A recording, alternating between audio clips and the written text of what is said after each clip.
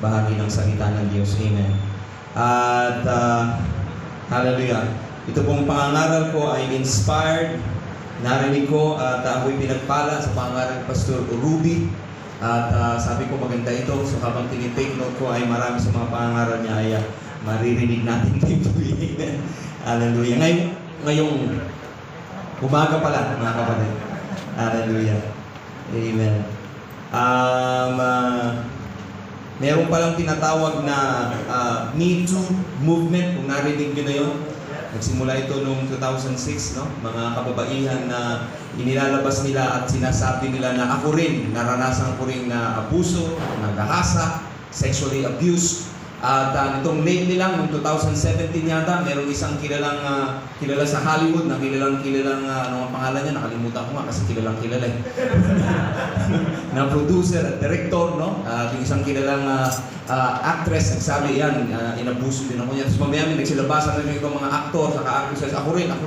No? Kaya nasira yung pangalan nun. At dahil doon, maraming mga nagsilabas din, Me Too. O, diba? Ini-expose nila yung mga powerful men sa Amerika na sila ay inabuso at sila ay minaltrato. At dahil sa ganong kaisipan ay naisip nila na mahirap pagtiwalaan ang mga lalaki, no, sapagkat meron silang tendency na maging abusive. At sabi nila, every man is a threat to be a rapist and an abuser.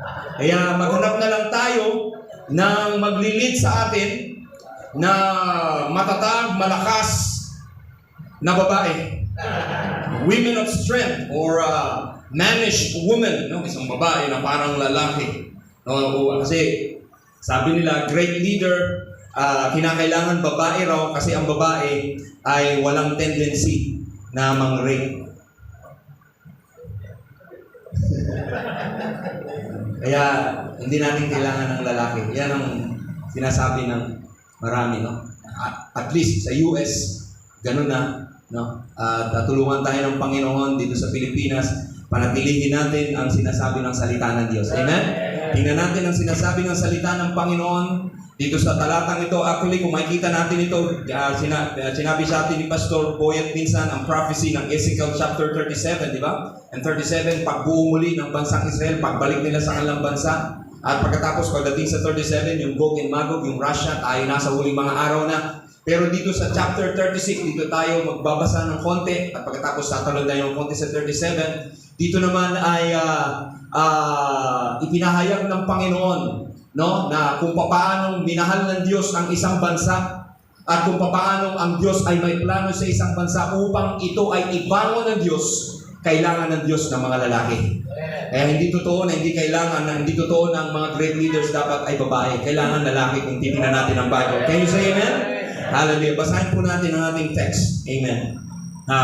36 verses 33 hanggang 37, chapter 37 verse 2. Amen. Ganito ang sabi ng Panginoong Diyos, sa araw na aking lilinisin kayo sa lahat ninyong kasamaan, aking patatahanan ang mga bayan at mga gibang dako ay nangatatayo. At ang lupain na naging sira ay mabubukid at naging sira sa paningin ng lahat ng nangagdaraan. At kanilang sasabihin, ang lupang ito na naging sira ay naging gaya ng halamanan ng Eden. Amen. Itong ating panalangin sa bawat bayan-bayan, syudad na kung saan tinalamin natin ng iglesia, magiging palang halamanan ng Eden. Can you say amen? At ang mga sira at giba at wasak na mga bayan ay nakukutaan at tinatahanan. Kung magkagayoy malalaman ng mga bansa na nalalabi sa palibot ninyo na akong Panginoon ay nagtayo ng mga guhong dako na tinamnan ko ang dakong sira, akong Panginoon ang nagsalita at aking gagawin. Ganito ang sabi ng Panginoong Diyos, bukod dito pa ay pagsasanggunian ako ng sambahayan ni Israel upang gawin sa kanila. Ako'y magpaparami sa kanila ng tao na parang kawan. Sa English version, I will increase their men like a flock. 38, kung paano ang kawan ng paghain, kung paano ang kawan ng Jerusalem sa kanilang mga takdang kapistahan, gayon mapupuno ang mga gibang bayan ng mga kawan ng mga tao at kanilang malalaman na ako ang Panginoon. New King James Version, like a holy flock, kawan, offered as a holy sacrifice, like the flock at Jerusalem on its appointed feasts or feast day, araw ng kapistahan, so shall the ruined cities will be filled with flocks of men. They shall know that I am the Lord. Chapter 37, verse 1 to 3. Ang kamay ng Panginoon ay sumasa akin at kanyang dinala ko sa Espiritu ng Panginoon at inilagay niya ako sa gitna ng libis at siya'y puno ng mga buto. Valley of dry bones. At pinaraan niya ako sa tabi ng mga yaon sa palibot. At narito, totoong marami ang luwal na libis. At narito, totoong tuyo. Pinalakad siya sa dry bones at napakarami na mga tuyong mga buto. At sabi ng Panginoon at kanyang sinabi sa akin, anak ng tao, maaari bang mabuhay ang mga butong ito? At ako'y sumagot, O Panginoon, Diyos, ikaw ang nakakaalam. Tayo manalangin, Panginoon, pagpalain niyo pong pagkabasa ng iyong salita, kumilos ka patuloy, Panginoon, sa mga kalalakihan mo, O Diyos, na binabangon sa mga huling panahon, O Diyos. Salamat sa iyong mga ginawa at gagawin pa, Panginoon, ngayong umaga. Sa pangalan ni Jesus, lahat magsabi ng malakas na Amen. Amen. Ako po'y mangaral sa paksang Men Whom God Will Raise Up. Ang mga kalalakihang ibabangon ng Diyos. Una natin bibigyan ng pansin, God's view of men. Ang pananaw, ang pagtingin ng Diyos sa mga kalalakihan. Ito pong text na ating binasa is a promise of God for the people, for the nation of Israel, para i-renew sila ng Panginoon. Sapagkat si Ezekiel ay propeta ng bansang Israel nung sila ay nasa exile, nung marami sa kanila ay nandoon sa Babylon. Diba? Kasi sinira ni Nebuchadnezzar ang kanilang bansa, pati ang templo ay winasak, nagkalat sila at marami sa kanila hinakot papunta doon sa Babylon. At ito ngayon si Ezekiel sa ibang mga lugar na kung saan naroon ng mga Israelita, si Ezekiel ay binangon ng Diyos na maging propeta upang sila ay palakasin. At isa sa mga pagpapalakas, encouragement na ibinigay ng Panginoon sa bansang Israel na noong oras na yun, wala na silang bansa. Ang kanilang mga, sabi dito, dakong sira. Ang kanilang mga taniman ay nawasak at tuyong-tuyo na. Wala na silang bansa, wala na silang bahay na uuwian. At noong mga oras na yun, ang bigay ng Diyos ng pag-asa sa kanila, muli kong ibabangon ang inyong bansa. Amen. Kaya nakita natin dito ang mga sirang dako, bubuuin ng mga hindi natataniman at tuyong lugar na magiging halamanan katulad ng Eden. May kita natin dito mga kapatid sa verse 33, sa araw na aking linisin kayo sa lahat ninyong kasamaan. Kaya pala sila nagkaganon kasi nga meron silang kasalanan. No? Dumating ang judgment sa bansang Israel na sila ay nawalan ng bansa, no? Nung panahon ng Jeremiah, and then after that, nung sila napunta na sa Babylonia, binangon ng Diyos si Ezekiel at mamaya binangon ng Panginoon si Daniel, no? Yung mga kwento tungkol doon, no? At nangyari yon dahil nga gumawa sila ng kasamaan. At sabi dito, aking patatahan ang mga patatahanan ng mga bayan at ang mga gibang dako ay mga tatayo. I will cleanse you from all your iniquities. I will enable you to dwell in cities and ruins shall be rebuilt. Ito po yung mga pangako ng Panginoon na ang mga lugar na tuyo, na ang mga lugar na wasak ay muling ibabangon ng Diyos ay magiging katulad ng isang garden ng Eden. Ngunit mga kapatid, karugtong nito, kung papaanong ibabangon ng Diyos ang isang bansang wasak na imposibleng maibangon, kasabay dito ang sinabi niya sa verse 37, ako'y magpaparami sa kanila ng tao na parang kawan. I will increase their men like a flock. Can you say amen? Ibig sabihin, kapag binangon ng Diyos ang isang bansa, kasama doon binabangon ng Diyos ang mga kalalakihan na maglilingkod sa Kanya. Kaya ngayong umaga mga kapatid, kaharap ko ang mga kalalakihang ibabangon ng Diyos. May pag-asa ang bansang Pilipinas, may pag-asa ang Northern Luzon, may pag-asa ang Central Luzon, sapagat kaharap ko ngayong umaga ang mga lalaking tutuloy upang ibangon ng Panginoon. Palakpakan natin ang Panginoon. That is how God sees you tonight. Dahil ito ang pananaw ng Diyos sa iyo. Napakahalaga ka kapag ang mga lalaki gumagawa ng tama, ang bansa ay magiging tama. Kapag ang mga lalaki magiging lalaki ng Diyos, may pag-asa ang ating bansa. Kaya sa amen, ang pangako ng kaluwalhatian, ang pangako ng pagpapanumbalik, ang pangako ng pagbangon ay connected sa kung ano ang gagawin at kung ano ang pagbangon ng mga lalaki sa pagtugon sa panawagan ng Panginoon. Yung mga kalalakihan, kung nais mong pagpalain at maging magpagpalain ng iyong tahanan, bumangon ka. Kung nais mong pagpalain ng iyong iglesia, bumangon ka. Kayo sa amen. Kung nais mong maging tama ang direksyon ng iyong pamilya na sasakupan, bumangon ka, lalaki. Amen. Palakpakan natin ang Panginoon. Kapag inalis mo ang mga lalaki, inaalis mo ang pagpapala. Sabi ng Bible dito, kapag ibinangon kong bansa, pag binahal kong isang bansa, at kapag may plano kong i-restore sila, aking ibabangon ang mga lalaki. I will increase, amen, their men like a flock, na parang tulad ng isang kawan. Kaya pag inalis mo mga lalaki, you remove the blessing, you remove the covering. Amen? Take away men and you take away dominion. Makikita natin sa buong kasulatan, noon nung si Adan, inalis niya ang kanyang boses. Habang si Eva ay nakikipag-usap kay Satanas at tinutokso si Eva. May mga nagsasabi, wala daw doon si Adan. May mga nagsasabi, nandun si Adan. Di ko alam kung nandun o wala. Kung nandun man, tumahimik si Adan, yun ang malinaw. Kung wala si Eva, ganun pa rin. Kaya si Eva nadaya, hindi dahil wala si Adan o naroon si Adan. Tinanggal ni Adan ang kanyang covering at pansasalita. Diba? Sabi nga ni Pastor Joe Campbell, when God speaks, chaos came to order. In the beginning, God created the heavens and the earth was without form and void, and the Spirit of the Lord was upon the face of the deep. There was darkness, there was chaos, and everything is disorder. But the Spirit of God on the face of the deep, and the Bible says, God said, let there be light. Nung nagsalita ang Panginoon ng chaos, biglang naging maayos. Can you say amen? Nung maayos na ang sanlibutan at narito bumaba maayos na ang sanlibutan, di ba? Lumikha ang Diyos ng langit at ng lupa, gumawa ng garden ng Eden, napakaganda, everything is in order. At pagkatapos si Satanas, kinausap si Eva. Sister, kaya kayo mga lalaki, pasisip, demonyo lang ang magmura. Hindi na ako magmura.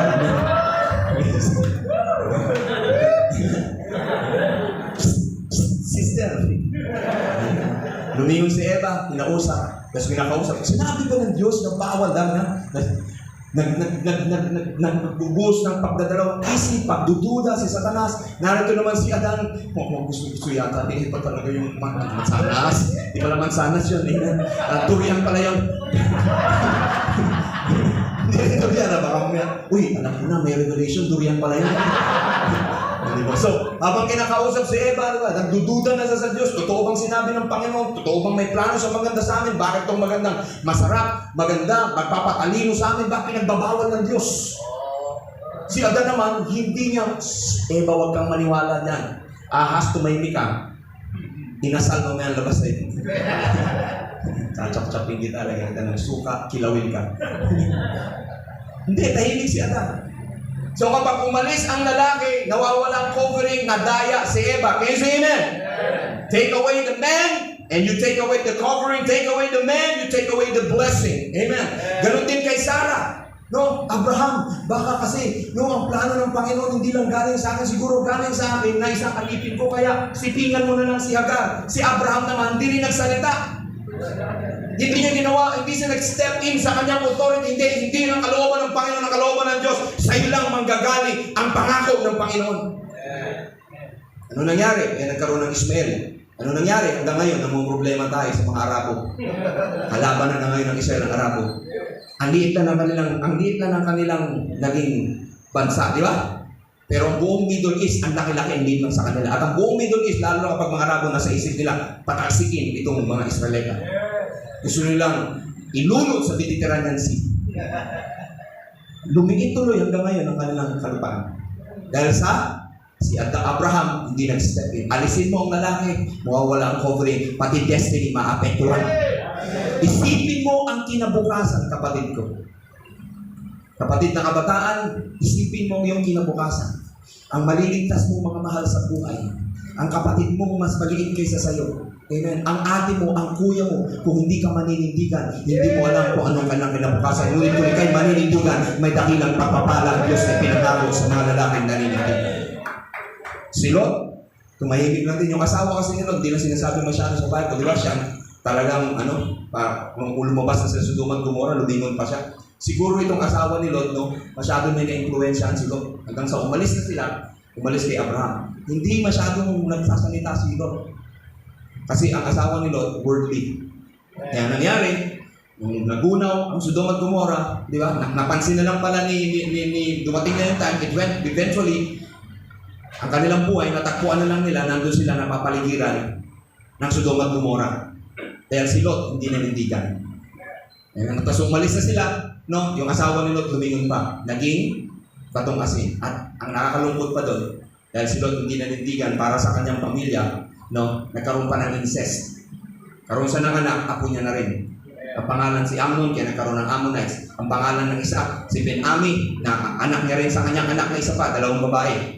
Si Ben-Ami, at doon ang galing yung salitang Ammonites, saka Moabites. Si Moab, saka Ammonites, saka Moabites, naging sakit sa ulo ng bansang Israel. Amen? Mga kapatid, alisin mo ang lalaki at huwag tumugon ang lalaki. Totoong-totoo ito.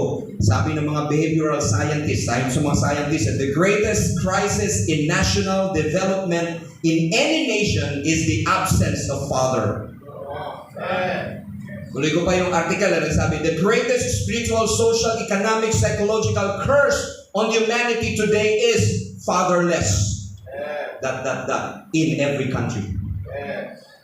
92%, at least in America, of all the problems in society is related to the absence of male in the family. Sa aklat na principles of fatherhood. Kaya minsan, merong isang article, cover article ng news, ng US News and World Report, sabi nila, Dad is destiny. Mga tatay, kayo ang tadhana kinabukasan ng iyong mga anak at iyong pamilya. Amen? More than any other factor, a father's presence in the family will determine a child's success and happiness. Higit pa sa lahat ng mga kadahilanan upang ang pamilya, ang mga anak ay maging masaya at magkaroon ng success sa kanilang buhay kinabukasan, ay higit sa pinakadakilang dahilan ay ang tatay. Ang number one predictor, sabi ganon, ng kahirapan, para bang dahilan, paano mo nalaman na ang pamilyang ito maghihirap? Hindi dahil sa color of their skin, hindi dahil sa Asiano siya, hindi dahil sa black siya, no? Kundi dahil sa single mother. Walang tatay. Number one dahilan ng mga krimen, dahil mga lalaki o mga kabataan ay walang tatay. Ang babae, nabubuntis. Ang mga kalalakihan, may baril o gangster. Ito ay ayon sa pag-aaral ng mga behavioral scientist. Ngayon lang ito inaral, pero matagal na ang sinabi ng Biblia, kapag ang mga lalaki ay bumangon, ang bansa ay bumabangon. Kapag ang mga lalaki ay umaatras, ang bansa ay bumabagsak. Kailangan kayo ng ating bansa, mga kapatid. Palakpakan natin ang Panginoon. Kaya ang sabi ni Nehemiah sa 4:14, fight for your brethren, fight for your sons, fight for your daughters, your wives, and your houses. Can you say amen? Sino nakakalam ngayong umaga ng mga lalaki, tinawag ka ng Panginoon na lumaban? Amen? Husband, your job is to be a fighter. Fight for your family. May pagkakataon kuminsan ng bansang Israel, niliit nila ang mga lalaki. Sabi nila, kaya na namin mamuhay sa sarili kahit walang lalaki. Nakakarinig ka mo niyan. Oo, nakarinig ko niyan. Doon pa sa Inikaran, disciple pa lang ako. May mga babae galit sa lalaki. Kasi nakaranas sila na sinaktan sila, iniwan sila. Kaya ayaw na nila ng mga lalaki. Nakakarinig pa ako dati, may mga kaklase ako, pwede ba ako magkaroon ng anak na walang tatay? Ako na lang magpapalaki na para bang kaya ko naman magtrabaho, kaya ko naman gawin ng mga lalaki.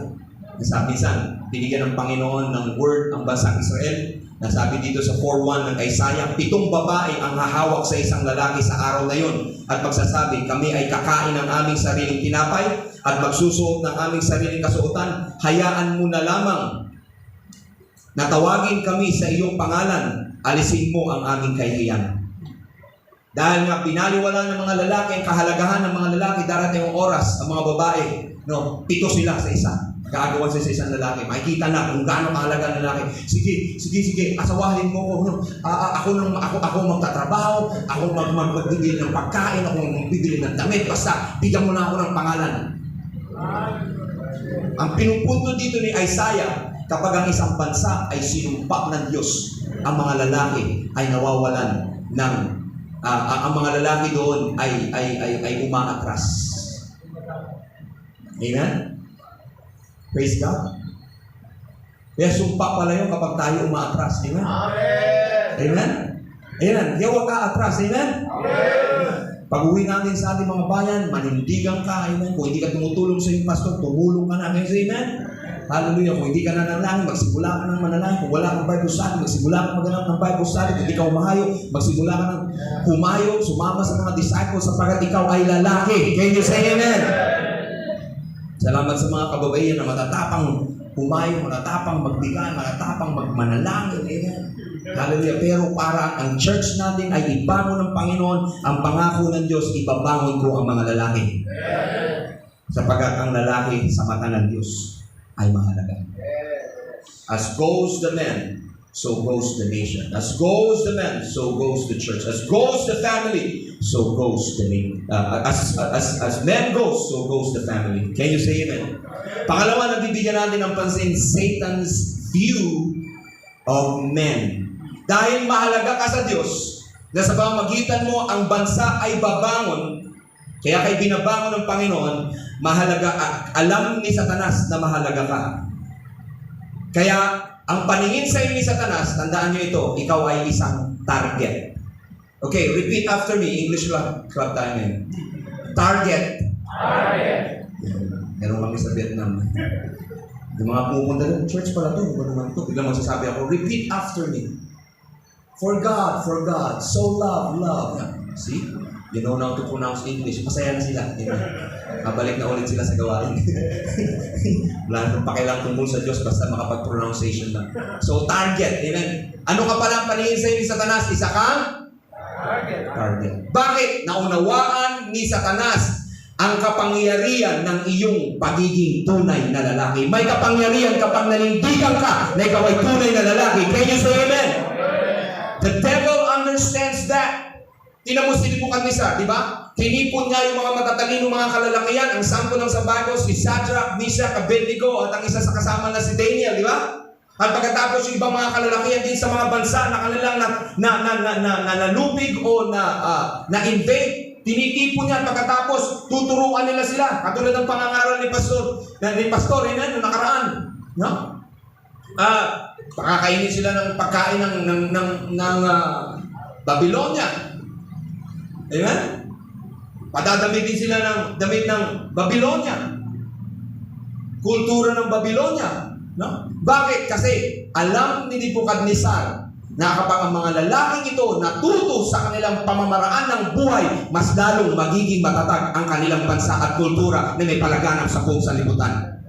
Nebuchadnezzar speaks in a symbol of Satan. Satan knows what you can do. Amen? Sabi ng ating mga leaders, mga pastor, mabuti pa si Satanas, nakikita ang potensyal ng mga kalalakihan mo. Ikaw, wala kang makita. Ang nakita mo lang, nako, mga kabataan ito, no, puro palibre. Puro pandesal. Pastor, may peanut butter ba dyan? Yan na yan! Mga kabataan, puro man itong kabataan dumadalo sa akin, wala na makakapagbigay ng malaki. Mabuti pa si Nebuchadnezzar, may pangitain. Nakikita, ang nakikita ang magagawa nila. Tayo minsan, saan doon? Hallelujah. Ayan. Wala lang. Praise God. 3 araw na tayo, 2 araw na tayo dito, wala lang. Praise God. Nakalimutan na natin lahat ng pangangaral. Pag-uwi natin, kamusta? Wala lang. Alam niya nakihinto. Yeah? Na-insecure si Pharaoh nung napansin niya dumadami ang bansang Israel. Kaya sabi niya sa mga mayordoma, sabi niya sa mga nagpapaanak, kapag nanganak ng lalaki, itapon niyo sa ilog. Pinatay lahat ng mga kalalakihan sapagkat alam ni Paraon, ni Satanas, nakikita niya ang potensyal at kapangyarihan ng iyong pagkalalaki. Kaya disciple, kung manindigan ka sa iyong pagiging lalaki, magiging makapangyarihan ka sa lupang ito.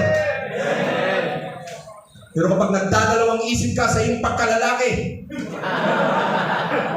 Pastor, paano ko malalaman kung na akong lalaki?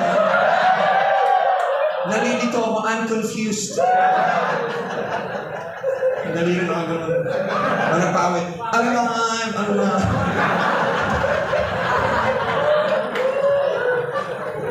Confused. Punta ka sa CR, huwag ka lang. Alam mo na kagad. Confused ka. Hindi ko alam. Hindi ko talaga alam. Hindi ko ma-discern. Sinungaling kayo sa amen. Sinungaling si Satanas. Amen. Tunay kang lalaki. Ano man ang sabihin ng sanlibutan, panindigan mo ang pagkatawag sa iyo ng Diyos na isang tunay na lalaki. Palakpakan natin. Ito ang LGBTQ, equal rights, equal gender, dapat Actually, hindi yun ang pinaka-issue eh. Ang issue doon, alam ni Satanas ang kapangyarihan ng lalaki kapag hindi siya nalilito kung sino siya, kung ano siya.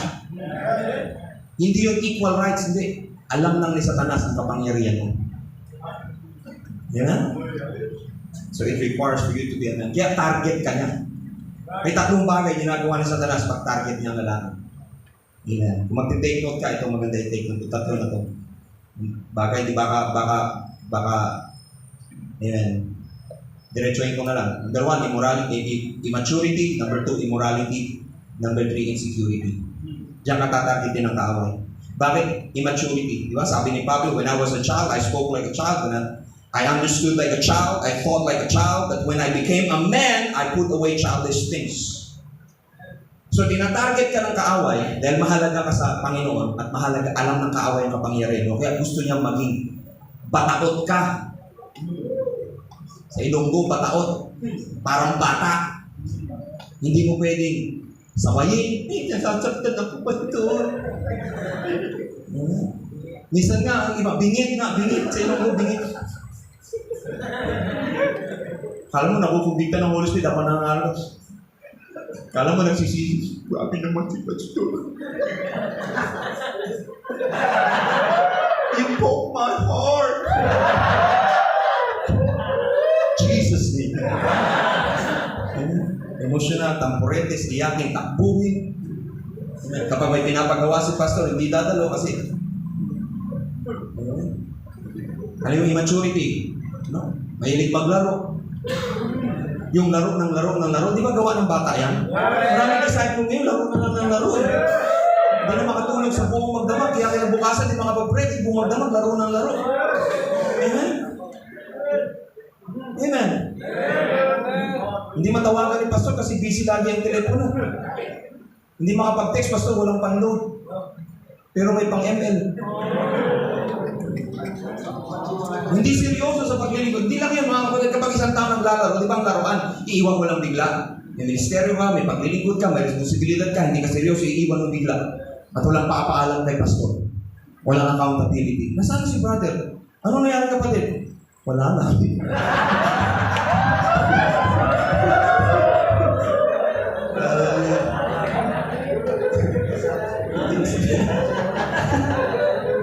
Walang pagbibigay halaga, walang sinseridad, walang focus.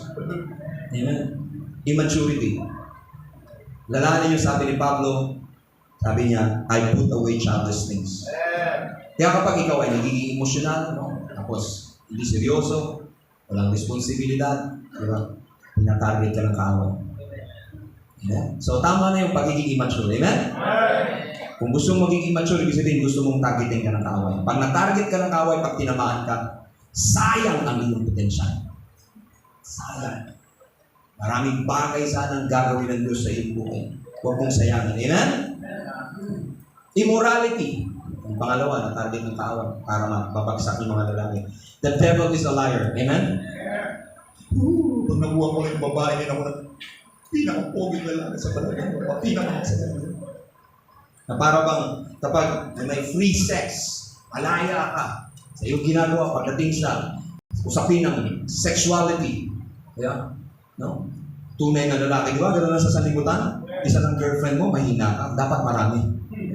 May kaliwa, may kanan, may asawa ka na, may kabit ka pa. Yan ang tunay na lalaki. Ganyan sa mundo. Sinungaling si Satanas. Yan siya na.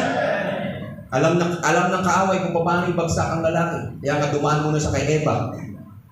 Kasi pag dumiretso siya kay Adan, no, inihaw ang labas niya. Kaya kay Eva muna sa si Eva nagalok sa kanya. Si Samson, alam ng mga Palestino. At least 5 leaders ng mga Palestino lumapit kay Delilah. Alamin mo, sabi ng Bible, sa 16:5 ng Judge, alamin mo, akitin mo siya, alamin mo kung bakit napakalakas niya, sa anong paraan kami na pagtatagumpayan laban, sa paanong paraan kami magtatagumpay laban sa kanya, upang aming matalian at matalo siya, bibigyan ka ng bawat isa sa amin, ng mga leader, ng 1,100 pirasong tilak. Papayaran na namin, so 5,500 pieces of silver, we will give you. Dumaan sila kay Delilah. Yeah. Tapos pagbagsak ni Samson, hindi dahil sa kung ano pa man, hindi dahil kay Delilah. Yeah. Sinungaling mga kapatid ng kaaway. Hindi, kaya ko to. Hindi malalaman ng asawa ko. Yeah. Maraming lalaki na disqualified, bumagsak dahil kay Delilah. Kaya na-invento yung kantang, why, Delilah. Why, Delilah.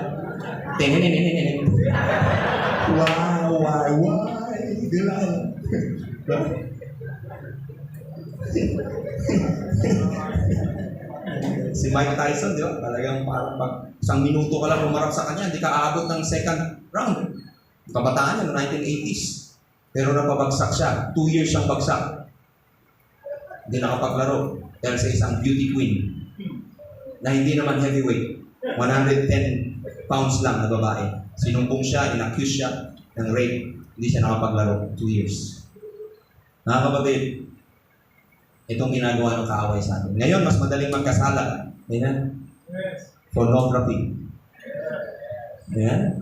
Alam niyo mga kapatid, yung mga kalalakihan, kapag meron kang desire sa babae, hindi yan masama. Nilikha tayo ng Diyos na gano'n. Amen? Kaya kapag may disciple lumapit sa akin, sabi siya, pagka meron kayong nagugustuhan at gusto nyo manligaw, magpaalam kayo. Amen? Hindi ka nagpapaalam. Yung sister naman, no, nagpapaalam kay pastor, di ba? Kapag ayaw niya, pero kapag gusto niya, hindi niya ipapaalam.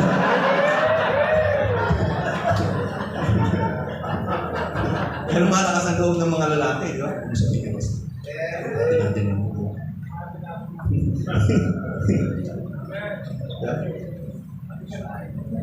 So, yeah. Kasi meron kang gusto. Kaya una kong tanong sa disciple, yeah, okay lang yun, may nagugustuhan kang sister. Amen? No, meron kang desire sa opposite sex. Galing sa Panginoon yun, nakalikasan na binigyan ng Panginoon sa mga kalalakihan. Kaya kapag may disciple, magpaalam sa akin, pastor, ang una kong tanong, brother, lalaki o babae? Siyempre mo, pastor, lalaki. Praise God. Thank you, brother. Sige, tuloy natin ito. Ano ba? Kasi delikado, pastor, siguro. Isang disciple, lumapit sa isang disciple, brother, meron sana ako sasabihin sa iyo. Huwag mo sabihin kay pastor, uy, brother mo yan. Sige, sasabihin mo. Sabihin ko, huwag mo sabihin kay pastor. I love you, brother.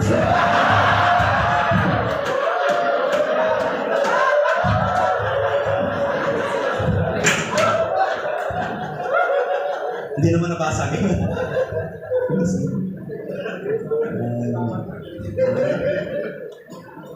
Ngayon, dahil may desire ka, no? Kaya yun, di ba? Yung desire na yun, sabi, kung babasahin mo basahin nyo lang sa bahay niyo, Proverbs chapter 5, verse 15 to 20. Kapag meron kang asawa, yung yung sexual urge natin, sexual desire natin sa opposite sex, para pala itong kapag meron kang asawa, pure water, na anak sa riverbanks, na nakokontrol. Kaya kapag ka nakokontrol siya, nasa tamang daan siya, nagiging ilog siya, nagbibigay siya ng pagpapala sa mga bayang-bayan. Diba? Ang mga bansa, ang mga civilization, kung titignan nyo sa history, saan nagsimula? Nagsisimula sa mga ilog. Diba? Kaya ang Maynila, yung naging capital, dumami muna yung mga tao dyan kasi nasa tabing ilog sila. At ang mga tao sa tabing ilog, no, tinawag silang taga-ilog. Kaya later on tinawag na Tagalog. Hindi yun ang history. Diba? Hindi ko rin alam noon yan. Doon ko pa sa Vietnam nalaman, kinuwento nila sa akin. Mabuti pa sila alam nila. Ngayon, alam nila rin. Tagalog. Ganun pala yun yan. Near the river, Pastor. Oh, really? Oh, very good, very good. Teach me more about my country.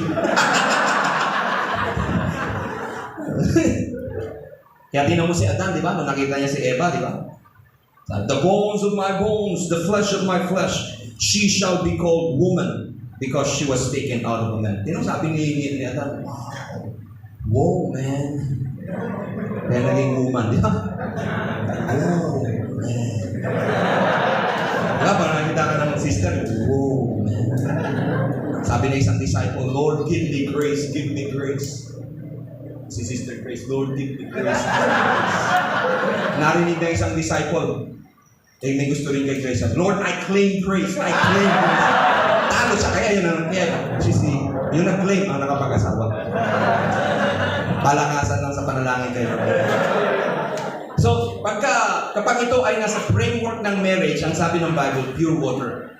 Pero kapag ito ay gagawin mo outside marriage, pornography,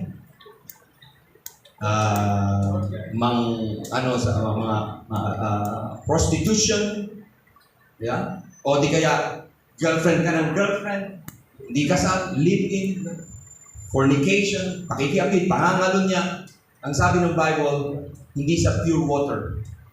Para siyang water na hindi nakakulong sa riverbanks, nakakawasak ng pamilya. Nagiging baha. Yes, amen? At meron pang karutungang Bible sabi, para siyang nagiging tubig na pure water na natapon sa kalsada. At ang tubig na natapon sa kalsada, pag tinipon mo, kanal. Kaya sex ka ng sex, porno ka ng porno, na hindi asawa, para kang lalaki, humihigop doon sa kanal. Kaya dumudumi ka, nadi-disqualify ka, impurnal na pala. Yes, amen? Proverbs chapter 5. Kaya hindi totoo yung sinasabi ni Satanas, magiging masaya ka, hindi. Madi-disqualified ka, mawawalan ka ng kapangyarihan, tatargetin ka ng kaaway upang mawalan ka ng kapangyarihan. Di ba? Kung magdamag, hindi ka makatulog, dahil doon ka, porno ka ng porno, pinabukasan, hindi ka na makapag-pray. Pinilit mo mag-pray kasi natatakot kayo, pastor. Kung nag-pray ka, yung nasa isip mo sa porno. Jesus name, Jesus name. Amen? Pag nag-CR ka, dala mo cellphone mo, tagal mo sa CR. Ano ginagawa mo? Tapos magpapaawit ka dito. Tapos nanginginig yung kamay mo. Kasi pati ka ng pati.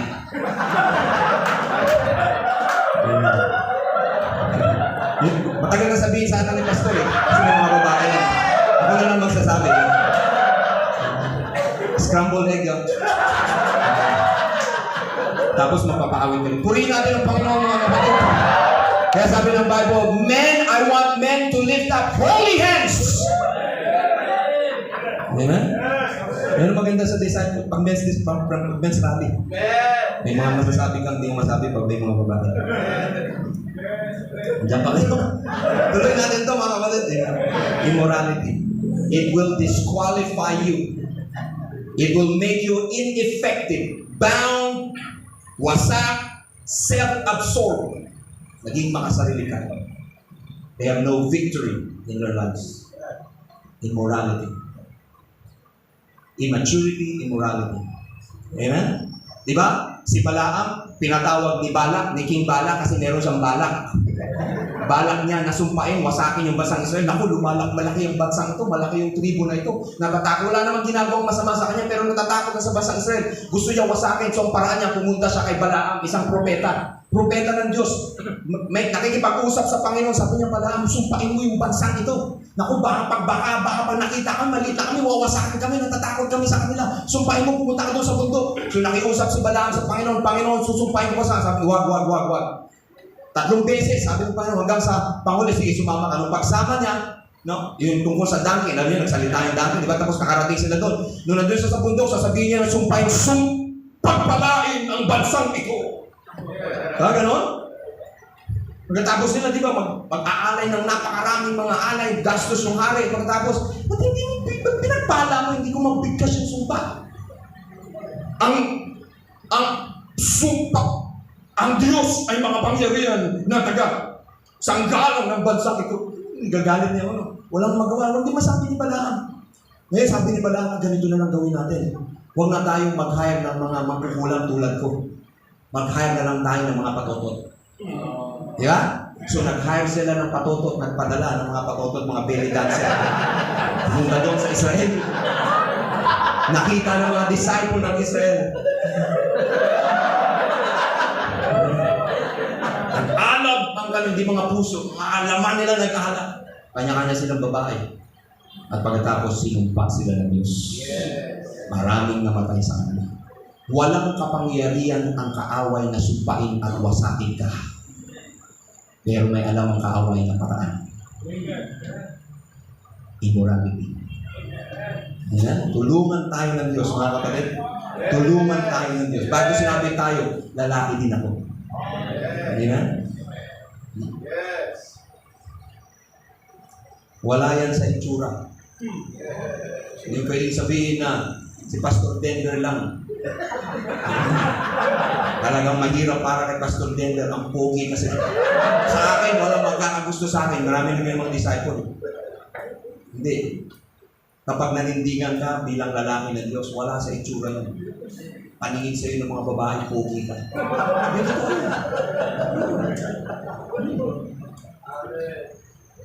Yung anointing ng Diyos pag nasa iyo, ang pogi mo. Sige mo noon, wala nakikinig sa iyo. Walang pumapansin sa iyo. Ngayon, nung inanoint ka ng Panginoon, pinagtiwalaan ka ni Pastor, wala si Pastor, di ba? 200 ang membro, di ka naman kagapuan, pero dadalo sila, paggabi bumalik pa sila. Makinig lang sa iyo. Amen? Amen? Kasi alam ng kaaway. Amen? Pwedeng gamitin ang kaaway. Pangatlong target ng kaaway. Pag tinatarget ka niya, ginagawa ka niyang insecure. Alam mo, isang taong insecure, lagi gusto nang i-affirm, lagi gustong purihin. Gustong ipaalam lahat ng kanyang ginagawa, di ba? Para purihin siya, na parang pag hindi mo pinuri, parang kulang sa pansin yun. Yung pagkakulang sa pansin, yung gusto gawin ng tao. Pag hindi ka kinamayan, pag hindi ka pinansin, pag hindi ka proud, very good yan. Pastor, hindi pinapangalan yan ng trabaho. Hindi ako mag-church. Hindi ako magpapansan. Trabaho lang, amen. Huwag kang maging insecure sapagkat ang insecurity, isa yan sa pamamaraan ng kaaway na ikaw ay bumagsak. Amen? Bakit ang mga lalaki sa labas gustong laging kasama yung mga maton para feeling nila maton din sila? Pagpapatato para ikalang sila. Insecure. Kapag kulang sa pansin, di ba? Hikaw dito, hikaw na kung saan-saan. Yung tato kung saan-saan. O isa pang form ng insecurities, you want to compare yourself with others. Pinakuha ko, mas magaling ako. Mas magaling ako. Yung ginawa ko, kung mas mabuti ako. Parang mo naman sa mas magaling kaysa sa'yo, nadidepress ka na. So, nagiging mayabang ka, nadidepress ka. Dalawa lang pupuntahan ng comparison. Kaya huwag mag-compare. Amen? Mag-focus ka sa pinagagawa ng Panginoon sa'yo. Palapakan natin ang Panginoon. Amen? So, yun ang pananaw sa iyong kaaway. Mahalaga ka. Para sa pagsulong ng karan Diyos, kaya tatagitin ka niya. Immaturity. Immorality. Kanal. Imbornar. At pagkatapos, insecurity. Amen. Ngayon, pag-usapan natin, amen, ito ako magtatapos. Raise up men. Mga lalaking ipinango ng Diyos. Tingnan mo dito ang sinabi ng Panginoon sa verse 38. Kung paano ang kawan, English na lang, like a holy flock, offered as many sacrifices, like the flock of Jerusalem on its appointed feasts. So shall ruined cities be filled with flocks of men. They shall know that I am the Lord. Ibig sabihin ng mga lalaking ito, na ibabangon ng Panginoon ng mga lalaking pinili ng Diyos. Hindi lang basta lalaki, kundi mga lalaking pinili ng Diyos. Maraming pagkakataon sa Bible, ang Diyos ay pumipili ng mga kalalakihan. Si Jesus Christ nagpili ng 12 mga alagad. Amen? Si Gideon nagpili ng 300 men. Diyos ang nagpili. Nung nagtawag siya na mayroong tigmaan sa kaaway, 32,000 ang pupunta. At sabi ng Panginoon, napakarami niyan, Gideon. Sabihin mo, pauwiin na yung mga matatakutin. Umuwi na sila sa kanilang mga nanay. O di kaya, magsuot na sila sa saya ng kanilang mga misis. Umuwi na sila. So sabi ng Bible, 22,000 ang takot. Sipin mo, 22,000 ang nag-backslide. 10,000 na natira. At pagkatapos sabi ng Panginoon, yung 10,000 marami pa yan. Sige, patril mo sila, padyagingin mo sila, patakbuhin mo sa mga bundok. At pagkatapos pagdating nyo sa isang ilog, nakita kayo ng maiinumin, painumin mo sila. Ang makita mo, nagpupad ka agad ng kanilang damit na nag-sweeping, hindi kaya nag-dive agad. Tanggal yan.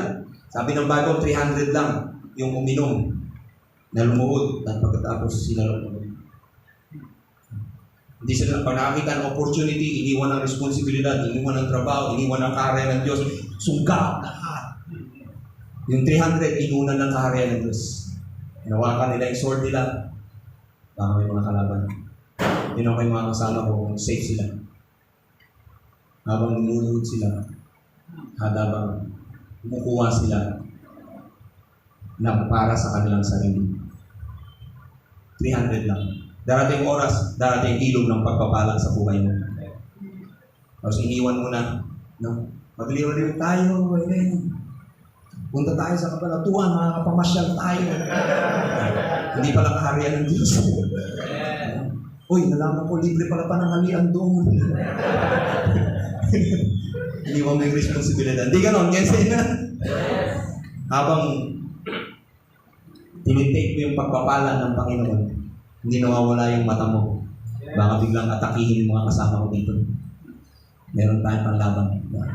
Yung kanyang shield, siguro nilagay sa gilid niya. Tapos, yung kanyang kamay, ito sa sword, habang yung kanan o tiga. Can you say amen? Hindi nawawala ang iyong pagtingin, responsibilidad sa kaharian ng Diyos pag dumating ang pagpapala. Hindi ka matakutin, at inuuna mong kaharian ng Diyos, yan ang mga pinipili ng Panginoon. Palakpakan natin ang Panginoon mga kapatid. At mapansin natin dito, bakit sila tinawag na kawan? No, ilang beses tinawag kawan na paghain, kawan ng Jerusalem. No? Actually, doon pa nga kanina sa verse natin, no, sabi doon kanina, kung nasulat, increase men like a flock. Bakit kawan? Bakit hindi, I will increase men? Kasi pag sinabi natin flock o kawan, di ba, parang ayaw natin ng ganung salita. Tinatawag, gusto natin tawagin tayo, kasama ako sa gangster. Di ba? Ganun gusto natin. Big bikers. Maton. Pero yung kawan, flock, ayaw natin ng ganun. Pero dito, bakit tinawag lang? Kasi number one, ang kawan, nakakatanggap sila ng guidance, ng protection, at ng discipline na maibibigay lamang ng shepherd. Kaya yung mga lalaking ibabango ng Diyos, upang maging pagpapala sa bansa, sa kanilang iglesia, ay mga taong nakuunawa na sila ay hindi lang mga lalaking pinili ng Diyos, kundi sila ay tinipon ng Diyos na parang kawan. Ibig sabihin ng kawan na unawaan nila na sila ay merong shepherd, sila ay merong pastor. Can you say amen?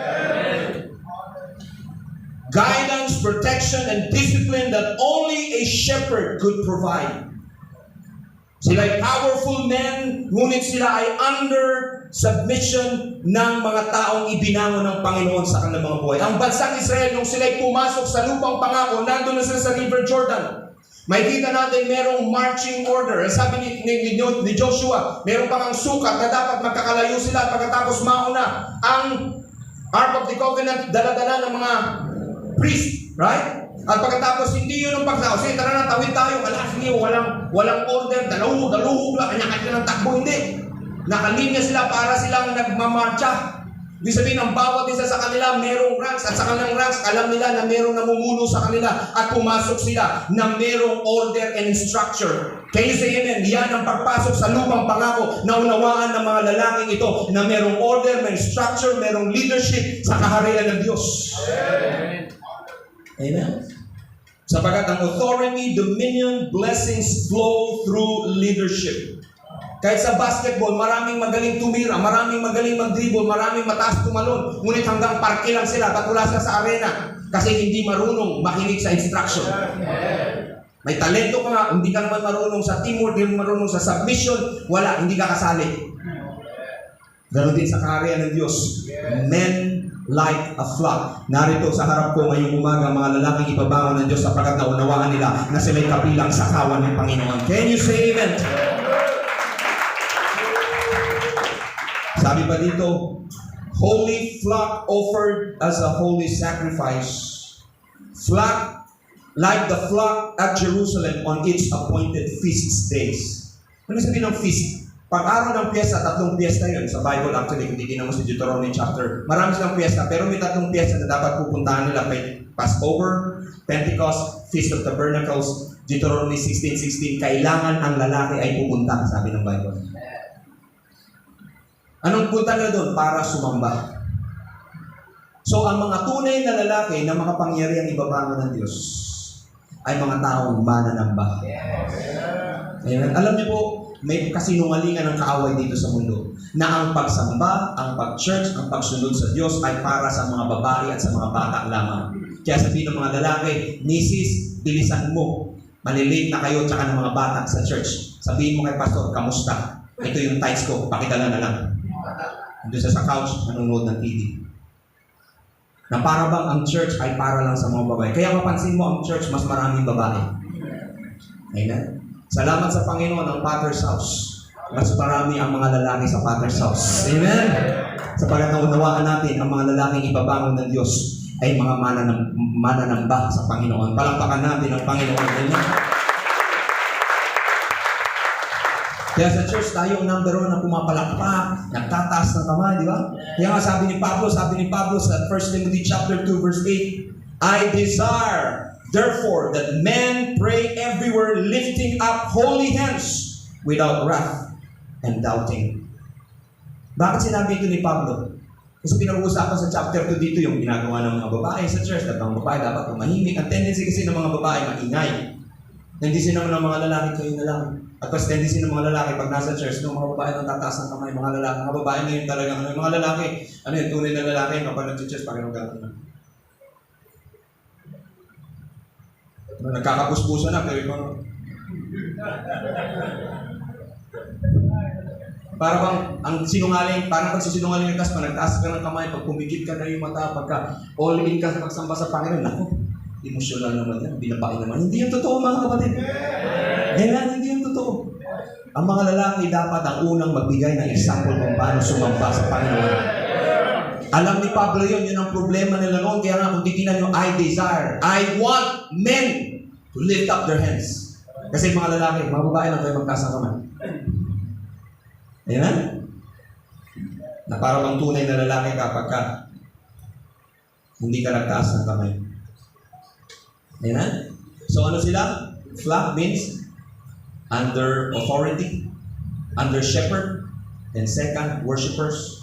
At panghuli, dito po ako magtatapos. Ang sabi dito, kung paano ang kawan na paghain, these are men of sacrifice. Amen. Like a holy flock offered as a holy sacrifice. Yung Psalms 104, sinabi, enter his gates with thanksgiving.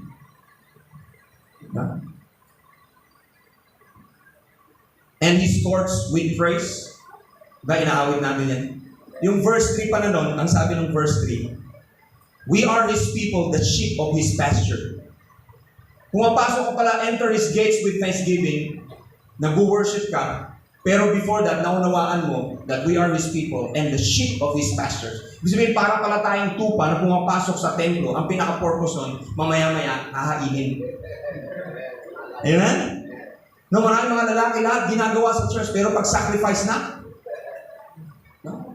May pinagagawa ng Panginoon na medyo may sacrifice, may kahirapan, ayawan na tayo. Dito na tayo sa komportable.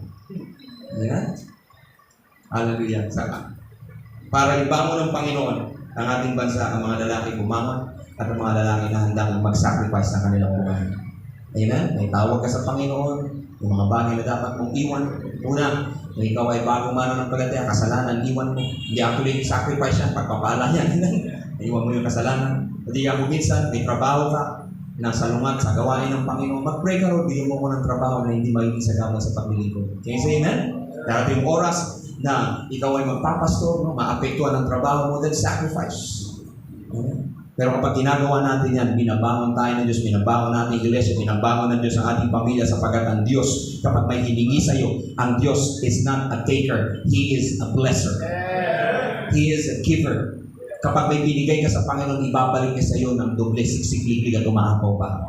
Sabi ni Pastor Kenneth, akala ko noon, pag binigay ko ang aking buhay sa Panginoon, mamamatay na ako. Hindi pala, nung binigay ko ang buhay ko sa Panginoon, dinoble-doble ng Diyos ang aking buhay. Akala mo dati, pag binigay mo buhay mo sa Panginoon, mawawalan ka na ng, magiging makitid ng iyong buhay, mawawalan ka na ng, mula ka ng mararating. May nagsabi sa akin yan, Rimir, kapitbahay ko dati sa Inigaran, Rimir, magpapastor ka rin ako. Wala kang mararating yan. Hindi, sa totoo lang, nung nagpastor ako, dami kong narating. Tinan mo, nakarating ako sa Kabanatuan. Binilang-bilang ko, 15 nations na pala yung narating ko. Kasi ang daming stopover bago makarating sa pupuntahan.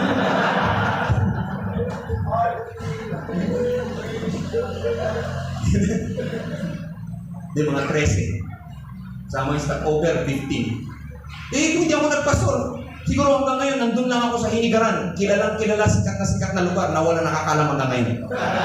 Maliban kay Pastor Carlo Gagurno. Hindi totoo yun, wala kang mararating. Amen? Sige mo, dahil nagpa-disciple ka, nandito ka sa Kabanatuan, dapat nandun ka lang sa bayan mo, nunta. Amen? Kasunod na September, tarla ka naman. Mamaya-maya, sa Baguio ka na rin.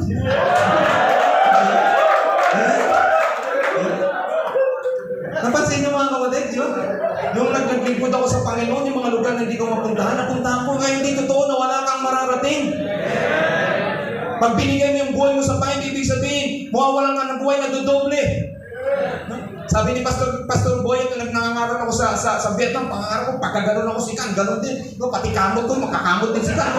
Lahat ng kilos ko, kasi sabi, grabe yun, doble talaga, no? Si Pastor Eric naman, sabi ni Pastor Eric, yung isang missionary doon na Amerikano, under Pastor Ruby, sabi niya, Pastor Ruby told me to take over his church for just like 2 services. But I told him, okay, I will when you go to Philippines, but promise me, you will come back. Kasi alam nila, kapag ka-congress, nami-mess up kuminsan ng plano, di ba? Hindi ka na makabalik. Promise me, Ramil, you go back. Yes, sure, of course. Why will I go back? I'm the pastor here. Pagkatapos, but he didn't. He left us. But the good thing, he left us with this spirit, with this men. Tinuro niya yung mga lalaki ng aming church at mga naging pastor. Amen? Isa lang ang buhay ko, pero nagdoble. Tinitinaw ko mga pastor na galing sa Novaliches. At yung mga pastor na galing sa, ibang nagpastor na, hindi na galing sa Commonwealth, bunga din yun nung nag-revival ako sa mga churches. Yung mga churches nila doon na andun ng Novaliches, dati mga Bible study ko lahat yun, at pagkatapos mamaya may iwan ko sa disciples, magiging church na. Nadoble, napunta sa Vietnam, binigyan ng pagkakataon, salamat kay Pastor Boy, salamat sa fellowship, nabigyan ng pagkakataon sa amin, binigay ko aking buhay, tinanggal ba ng Diyos, inalis ba ng Diyos, dinoble ng Panginoon. Mga kapatid, ang Diyos is not a taker. He will double your life because He cannot outgive God. Can you say amen? Ngayong umaga, mga kapatid, huwag ka nang makinig-kinig pa sa pamilya sa amen? Diretso tayo. Ang bansa, ang iglesia, ang pamilya mong ibabangon kung ikaw ay babangon. Palakpakan natin ang Panginoon. Lord, we love you, we thank you, we bless you, we give you glory, we give you honor, and we give you praise. Oh God, we thank you, Lord God. We bless you, God, we give you praise you, Jesus. Napakaganda ng ginawa ng Panginoon sa atin mula pa kahapon. Kinakausap tayo ng Diyos, ginagawa tayong tunay na lalaki. Ngayong umaga, tatapusin natin muli ang sessions na ito. Meron pa tayong natitira mamayang gabi. Ulit ngayong umaga, ang Diyos nangusap sa iyo na fight as a good soldier of Jesus Christ. Para sa akin, nangusap talaga ang Panginoon sa mga salita na yun. Lalo-lalo na sa bahagi na fight for the anointing. Hindi madali ang anointing, ngunit pwede at posible kong matanggap. Ipaglaban ko siya. Amen? Uwi ka sa iyong iglesia, Lord, I want to be anointed. I want to be raised up like my pastor. Dumikit ka, amen, ang kinin mo, ipaglaban mo ang iyong relasyon sa iyong pastor sa fellowship na ito at kung ano ang pangako ng Panginoon kay Pastor Wilman Mitchell, pangako ng Diyos kay Pastor Boyet, Pastor Ernie, dadaloy sa iyong pastor at dadaloy sa iyong pagbiministry sa iyong buhay. Sa iyong trabaho, sa iyong pamilya, fight for it. At napakaganda ng mensahe ng teamwork. Sabi ng pangangaral, pagsikapan natin, ipaglaban natin. Pwede tayo may talento, may galing. Ngunit kapag tayo nag-iisa, walang magagawa. But if we are going to be together, God is going to be with us. Ang anointing ng Panginoon dadaloy. At ngayong umaga, tinawag tayo ng Panginoon, ibangon ng Diyos. Tandaan mo, target ka ng kaaway. Immaturity, immorality, insecurity. Ngunit bumangon ka bilang isang tupa. May submission, amen, mananamba, hallelujah, at marunong magbigay ng buhay para sa Panginoon. Kinausap ka ng Panginoon, bukas ang altar na ito, amen, tumugon tayo sa sinasabi ng Panginoon. Kinin natin ang biyaya ng Panginoon. O garibo shandalaba shandalaba rebesi kiribebe shiyano robo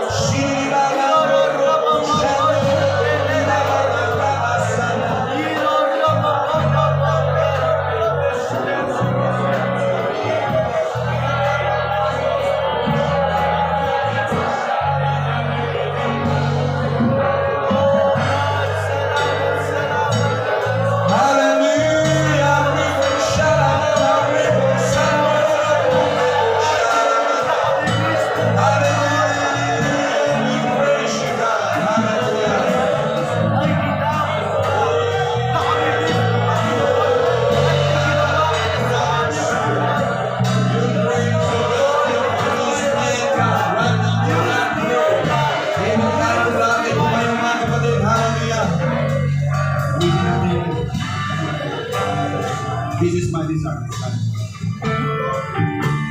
This is my desire to honor you, Lord, with all my heart I worship you. Kantayin natin ang akapela. Akapela lang tayo. All that is within me. All that is within me, I give you praise. All that I adore is in you. Lord, I give you my heart. Lord, I give you my heart. I give you my soul. I live for you alone. Every breath that I take, every moment I'm awake.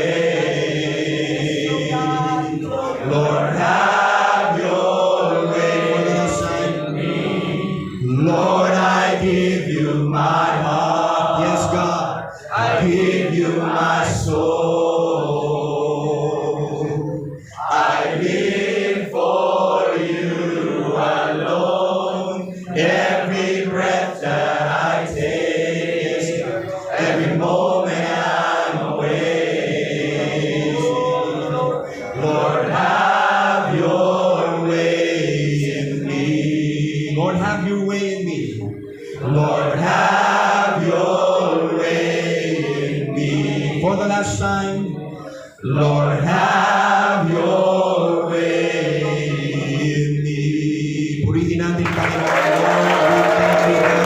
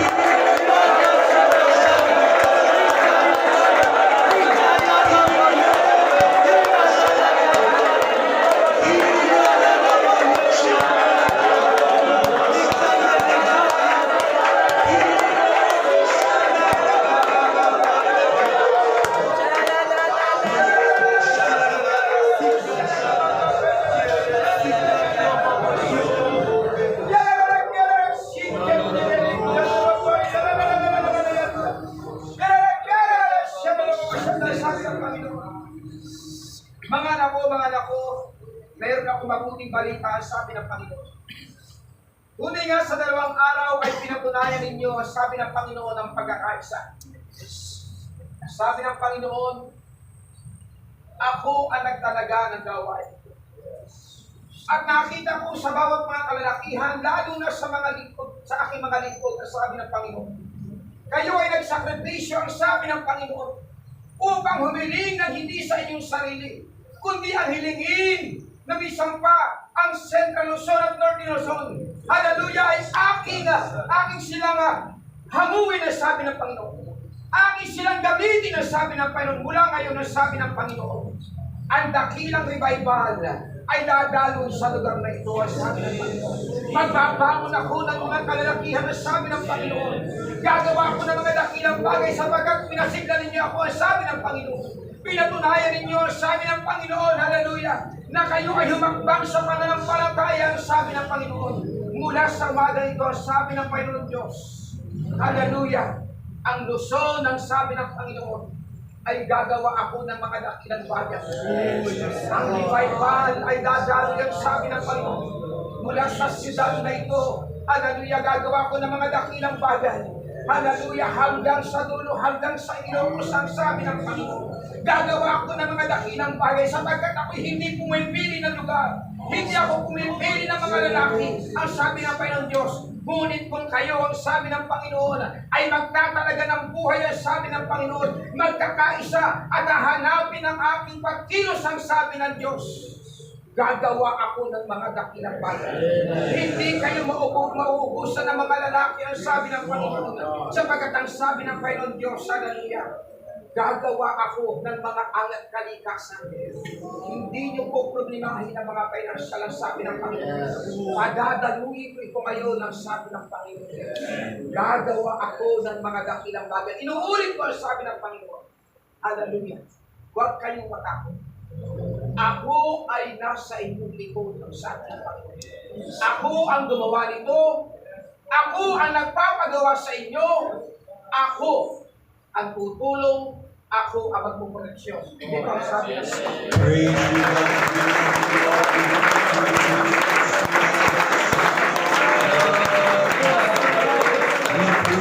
you,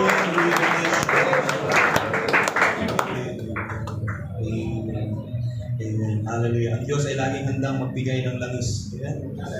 Laging merong langis ang Diyos sa kanyang bahay. Naghahanap ng Diyos ng sisidlan. Kasi kung may sisidlan, laging may langis. Kaya ito ngayong gabi, maraming sisidlan, binigyan ng Diyos ng langis. Uuwi tayong iba na. Kaya sa ilan? Kaya palakpakan natin ang Panginoon.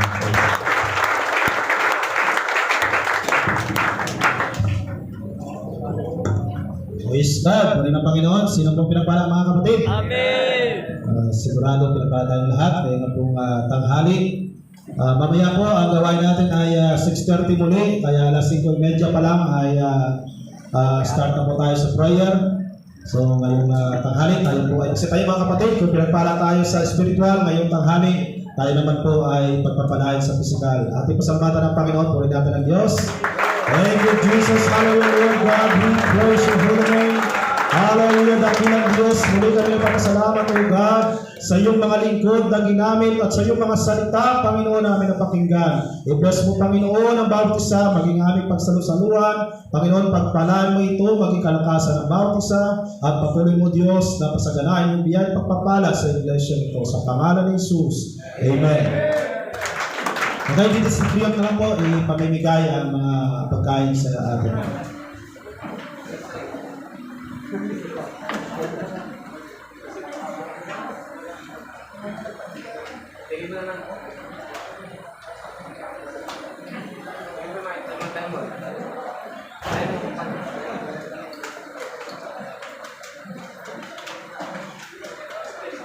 Paano?